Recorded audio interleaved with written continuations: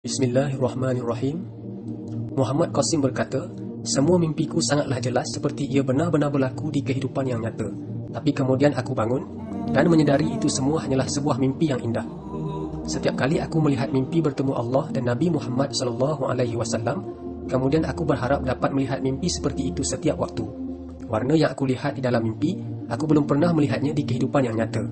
Aku akan menilainya 10 dari 10. Dan syaitan tidak akan pernah dapat meniru kebesaran dan kemuliaan Allah dan tidak dapat juga menyerupai wajah Nabi Muhammad SAW.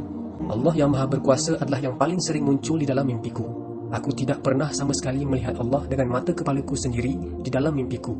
Aku hanya merasakan bahawa Allah berada di Arsyil Azim dan kemudian aku mendengar suaranya dari balik tabir. Suaranya kadang-kala turun dari langit dan jauh, atau aku akan melihat cahaya yang sangat menakjubkan dan mengagumkan, dan kadang-kala suara yang indah akan keluar dari cahaya yang menakjubkan itu. Setiap kali aku melihat cahaya Allah, mataku terpukau. Ianya cukup mustahil untuk dijelaskan. Aku tidak bermaksud mengatakan bahawa cahaya ini adalah Allah, tetapi sebaliknya, cahaya Allah adalah versi megahnya cahaya yang Allah ciptakan. Allah berada jauh di atas segalanya untuk digolongkan sebagai cahaya, dan Dia adalah Sang Pencipta cahaya. Dan bahkan, suara Allah juga sangat menakjubkan.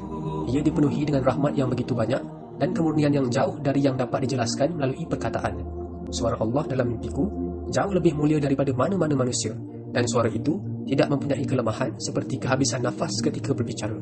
Dalam setiap mimpi, aku merasakan Allah dekat denganku dibanding dengan bahagian depan otakku dan urat nadiku. Allah tidak pernah berbicara padaku dengan keras. Dia tidak pernah meninggikan suaranya di dalam kemarahan atau berbicara padaku dalam keadaan yang marah. Allah selalu berbicara padaku dengan sangat lembut dan penuh kedamaian, walaupun ketika aku melakukan dosa yang tak terhitung setiap hari. Allah dan Nabi Muhammad SAW tidak pernah sama sekali memaksaku untuk mengikuti ajaran mereka. Dan itulah sebabnya aku mencintai Allah dan Nabi Muhammad SAW lebih dari apapun.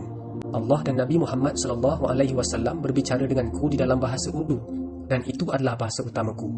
Aku bersaksi bahawa tiada Tuhan selain Allah dan Nabi Muhammad SAW adalah Nabi dan Rasul terakhirnya, dan aku hanyalah orang lain di dalam umat Nabi Muhammad SAW. Dan aku bersaksi bahawa laknat Allah untuk para pendusta.